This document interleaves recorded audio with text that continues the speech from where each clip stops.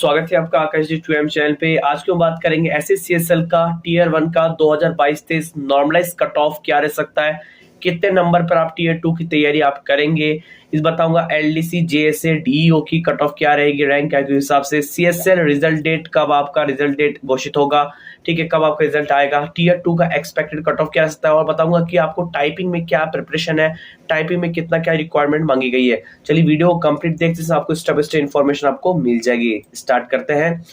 तो देखो, जहां आपकी 4500 वैकेंसी है, इस 4500 वैकेंसी में डिपेंड नहीं करता है आप LDC JSA DO, आपको टीयर 1 सिलेक्शन करना है, आप टीयर 1 क्वालिफाई करना है। अगर आप टीयर 2 में प्रवेश कर जाते हैं तो टीयर 2 में कंपटीशन कम हो सकता है। क्यों कम हो सकता है? क्योंकि जो बच्चे CGL वाले जो बच्चे जो टीयर 1 एग्जाम दे रखे हैं, हो सकता है उनकी CGL में नौकरी लग जाने के बाद वो टीयर 2 को स्किप कर दे या बाद में DV को स्किप कर दे, ठीक है, या प्रेफरेंस को स्किप कर दे, ठीक है, ऐसा हो सकता है। और बाकी चीज है कि कहीं ना कहीं कॉम्पिटिशन कम हो जाएगा। और अगर इस चीज को देखें, लास्ट अगर हम बात करें 2018 में, अगर इस चीज को देखें कि UR कट ऑफ कितना गया था, 135 कट ऑफ गया था 5600 वैकेंसी के ऊपर। इस बार आपकी वैकेंसी अगर बात करूं, बहुत ही कम वैकेंसी है, 4500 समथिंग आपकी वैकेंसी है। क्वालिफाई नेचर का आपको करना है, 62 आपका अटेंडेंस आया। अगर मैं टाइपिंग के बारे में कुछ और चीज बताता हूँ, टाइपिंग में क्या है, देखो आपको टाइपिंग में आपको जो कीवर्ड डेंसिटी जो है 1750 आपकी मांगी गई है 10 मिनट के अंदर, ठीक है। अभी इस चीज को ध्यान रखना, कम से कम आपको फोकस करना है, कम से कम आपको 1900 केडी आपको तो करना ही आपको फोकस करना है, 1900 समथिंग है। और 35 की WPM की स्पीड आपकी मांगी गई CSL में, चाहे किसी पोस्ट के लिए आप हो, ठीक है। लेकिन इस चीज को ध्यान रखो, कम से कम आपकी 45 की स्पीड रहेगी और आपका या कीवर्ड डेंसिटी 1900 करीबन रहेगा, तो कहीं ना कहीं टाइपिंग में आप अच्छा रेस्पॉन्स आप कर सकते हो। इस चीज को ध्यान रखना। बाकी मैंने एक चीज हमेशा एक बताई है, मैंने जो डाटा है, ये जो चीज है, ये RB से मैंने उठाया है, मैंने ये चीज को पूरा क्रेडिट RB को जाता है। लेकिन इससे पहले ही मैंने आपको प्रेडिक्शन करके बताया था कि कौन शिफ्ट हार्ड थी, कौन शिफ्ट, लेकिन इससे ज्यादा प्रेडिक्शन करना आसान हो जाएगा क्योंकि RB के पास कम से कम मान लीजिए 3 से 4 लाख बच्चों का डाटा यहाँ पे अवेलेबल रहता है, तो इससे ज्यादा आपको सुविधा रहेगी। 9 मार्च शिफ्ट 1 आप देख सकते हैं, यहाँ पे जो चीजें है, हार्डनेस लेवल की बात करें तो 7.19 का एक्सपेक्टेड रॉ स्कोर बढ़ने के चांस है, मतलब नॉमिनेशन आपके होने के चांस है। अगर इतना नहीं तो मैं मानता हूँ कि 5 से 6 नंबर नॉमिनेशन आपका हो सकता है। अगर आप चीज देखोगे, जो 9 मार्च शिफ्ट 1 आप देख सकते हैं यहाँ पे 132.53, और 9 मार्च का शिफ्ट 2 जो पेपर हमें हार्ड देखने को मिला है 9 मार्च शिफ्ट 2 का, उसमें देख सकते हो 129.24 का एवरेज मार्क्स है बच्चों को देखने को मिल रहा है। तो कहीं ना कहीं इस चीज में जो हार्डनेस शिफ्ट है उसमें 10 नंबर का नॉमिनेशन हो सकता है, और जो इजीएस्ट शिफ्ट है उसमें हो सकता है 2 या 3 नंबर का बेसिकली नॉमिनेशन हो सकता है इसके अंदर, ठीक है, ज्यादा। तो इस चीज को मैंने पहले ही कवर कर दिया था, जैसे मैं आपको पहले मैं चार्ट में दिखा पाऊंगा, देख सकते हैं इसमें हार्ड शिफ्ट के बारे में और मैंने इजी शिफ्ट के बारे में पहले ही कई वीडियो में आपको बता चुका था, जिसमें नॉमिनेशन अगर आपका अच्छा खासा नॉमिनेशन अगर होता है तो 10 से 12 नंबर का नॉमिनेशन अगर देखने को मिल सकता है। जो शिफ्ट हार्ड थी उसमें अच्छा खासा नॉमिनेशन आपको देखने को जरूर मिलेगा।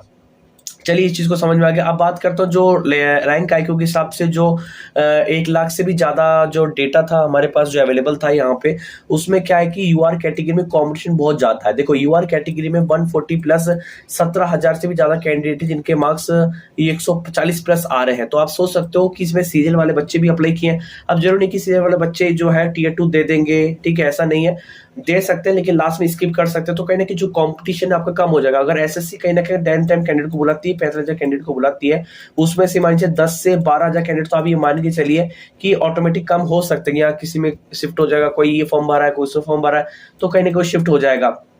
और बेसिकली जो पढ़ने वाले बच्चे होंगे वो कहीं ना कहीं इसको क्लियर करेंगे, तो एक कंपटीशन आपको कम देखने को मिला टीयर 2 में, जिस हिसाब से लग रहा है।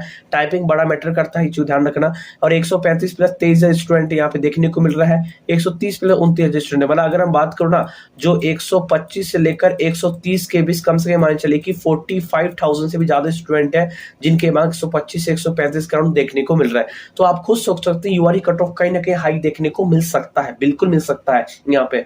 चलो अब बात करता हूं मैं, जैसे यहाँ पे चीजों को बात कर लेता हूं ढंग से तरीके से। मैं 2022 से कट ऑफ की बात करूँ, सबसे पहले मैं रॉ स्कोर की बात करूंगा, उसके बाद नॉमिनल से कट ऑफ, उसके बाद रिजल्ट की बात करूंगा, ठीक है। तो यहाँ पे सबसे पहले रॉ स्कोर की बात करता हूँ, उसके बाद नॉमिनल से कट ऑफ की बात करूंगा।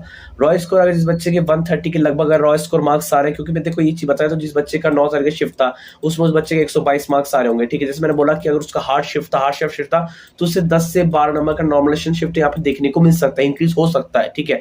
और इंक्रीज होगा तो कट ऑफ आपकी हाई जाएगी, वो तो आपको पता है। तो इसलिए मैंने रॉ स्कोर को 130 का माना, क्योंकि अधिकतर बच्चों जो मार्क्स है इसके अंडर ही देखने को मिल रहा है।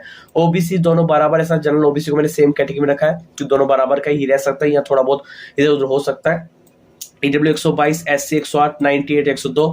और अगर आप ईएसएम कैटेगरी से हैं तो आपका 85 पे भी कहीं ना कहीं होने को चांस है आपके ईएसएम कैटेगरी में भी, ठीक है। नॉमिनेशन कट ऑफ की अगर बात करें, nomination cut off after analysis after answer के बाद जो नॉमिनेशन कट ऑफ है, अगर आप 145 के अराउंड आपका रह सकते हैं, प्लस माइनस 3 अपने हिसाब से कर लीजिएगा, क्योंकि देखो जिस बच्चे के मार्क्स 135 आ रहे हो, अगर हार्ड शिफ्ट है 10 नंबर नॉमिनेशन होता है या 7 नंबर नॉमिनेशन होता है, तो बच्चा 142 143 के अराउंड पहुंच जाएगा। तो मैंने इस कट ऑफ के अराउंड रखा है, इस यूआर का नॉमिनेशन कट ऑफ यूआर का 140। आज तो आपको बुरा लग रहा होगा कि इतना हाई कैसे जा सकता है, क्योंकि जिस हिसाब से आपको देखो बच्चे फॉर्म अप्लाई के हिसाब से कॉम्पिटिशन टीयर 1 का कॉम्पिटिशन बहुत ज्यादा है, टीयर 2 में इतना कॉम्पिटिशन नहीं रहेगा, जैसे मैं बोल रहा हूँ लिटरली। अगर आप तैयारी करते हैं तो कहीं ना कहीं बच्चे जो है, जो बच्चे सीजीएल किस में फॉर्म लगाए, अगर उनकी नौकरी लग जाती है सीजीएल वगैरह में, तो उनका सिलेक्शन हो जाएगा और ये नौकरी को स्किप कर देंगे, ठीक है।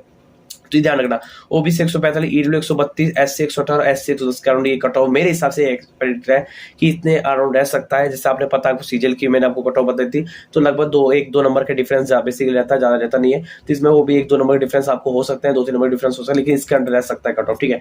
अब बात करते हो रिजल्ट डेट के बाद, रिजल्ट सर कब आएगा ये बता दीजिए, बहुत परेशानी में है। तो देखो जो आपका यहाँ पे आपका 30 जून के समथिंग आपका अगर बात करूँ तो मैं आपका हुआ है 25 जून के समथिंग आपका टीयर 2 आपका होने वाला है, ठीक है। तो जून में आपका होने वाला है, तो एक मान के चलिए कि 1 महीने पहले या 15 दिन पहले, जैसे हमने अभी एसएसजीडी का देखा, एसएसजीडी का जैसे हमने फिजिकल देखा कि वो मतलब जारी कर दिया था पहले ही, रिजल्ट बाद में आया। रिजल्ट कब आया? वो फिजिकल के 5 दिन पहले उसका रिजल्ट आया, मतलब कम से 7-8 तारीख को 9 तारीख उसका समथिंग रिजल्ट आया, तो 9 करीबन 9-8 तारीख को समथिंग, ठीक है।